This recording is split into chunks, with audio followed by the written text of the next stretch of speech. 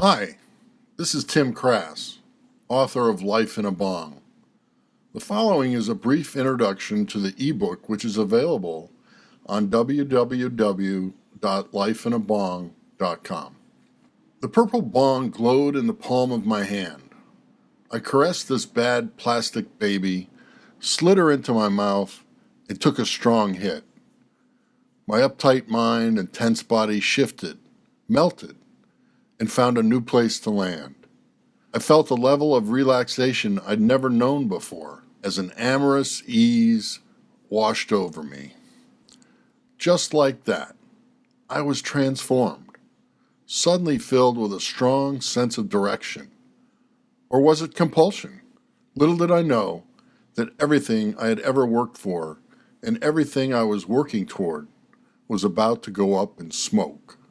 I thought I grew up in an average and normal household with, quote, average and normal parents, until I worked the 12 steps in Marijuana Anonymous 41 years after my first glorious hit. I never realized that I had put up with endless bouts of physical, emotional, and verbal abuse from my, quote, average and normal, end quote, parents. The pain of feeling so alone and vulnerable became almost unbearable.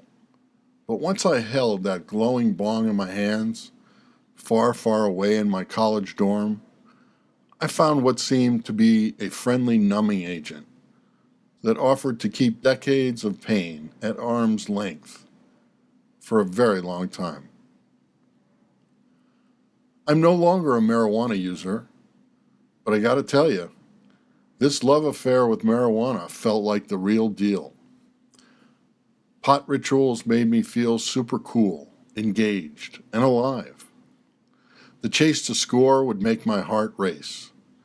I craved the skunky scent and the feel of sticky buds on my fingertips as I prepped the weed to roll a joint or stuff my bong.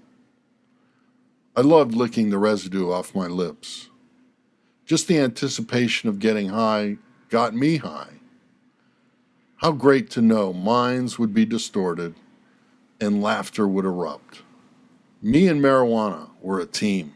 It made my discomfort about, well, everything seemed to disappear, and I had a relationship with it that was bigger and deeper than any I'd ever had before.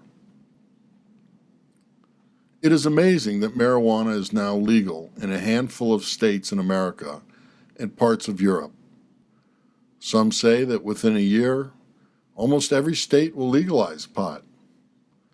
It's not that difficult to score today, and with the government and tobacco companies looking to increase their revenues, there's a gold mine in marijuana distribution.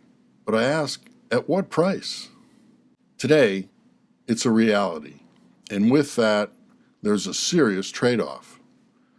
The strength of today's pot is roughly 1,000% stronger than in the 70s.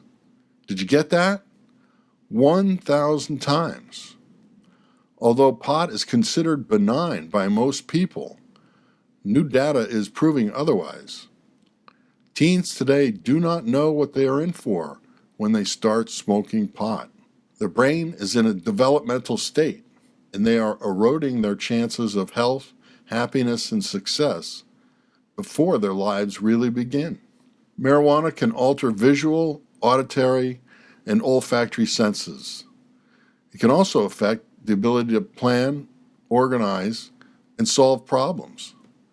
And some studies suggest that pot users have a greater risk of developing psychosis than non-users. Cannabis use disorder can lead to a higher tolerance and cravings for it, as well as development of withdrawal symptoms such as the inability to sleep, restlessness, nervousness, anger, or depression. Deborah Hassan, a professor of epidemiology at Columbia University, said, quote, "The trend upward in marijuana use indicates that more adults are at risk for marijuana-related adverse consequences, including the risk of marijuana use disorders, abuse, or dependence," end quote. The bottom line here is that pot is no longer the across-the-board benign weed that gives everyone a cookie-cutter, safe, fun high. Millions of people's bodies, minds, and lives have been or will be ravished by this drug. Again, many people will not become addicts, but many will, and the numbers will rise as distribution grows so dramatically. I'm a marijuana addict. I used pot for over 4 decades. At my lowest point, I had no wife, no family, no place to live, no money, and no job. I slept in my car with my dog. I never thought pot was the reason for my woes. I thought it was the way out. Then I had a heart attack, but I kept smoking. Then I was fired from my job, but I kept smoking. I did not know how I could possibly live without it. Quitting terrified me. It got so bad I thought of slitting my wrist. Fortune smiled on me, and my higher power placed me in front of another man who was willing to show me the path to sobriety. The withdrawal symptoms were real. I could not sleep. Anxiety and depression rose to new frightening heights. But I got through, and I got out, and I got free. I thought marijuana was harmless.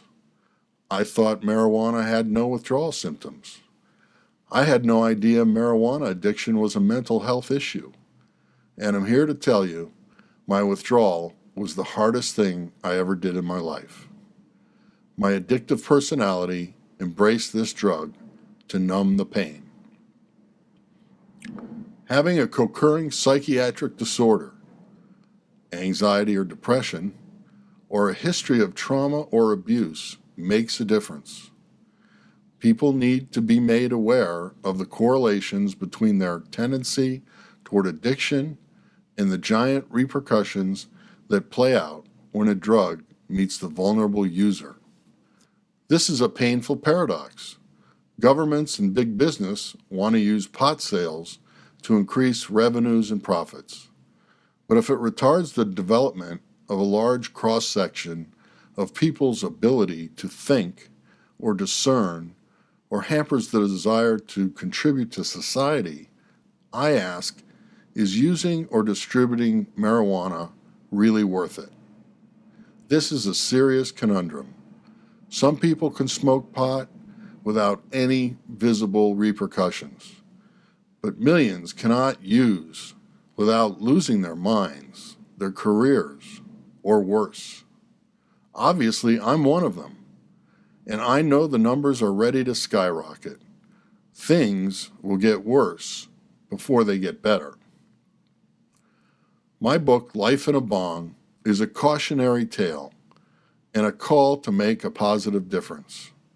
I strive to bare my soul in my darkest hours to inspire and inform others so that those who read this book can make an educated and conscious decision whether to smoke pot or not, and to provide them with a chance to manifest healthy and happy lives.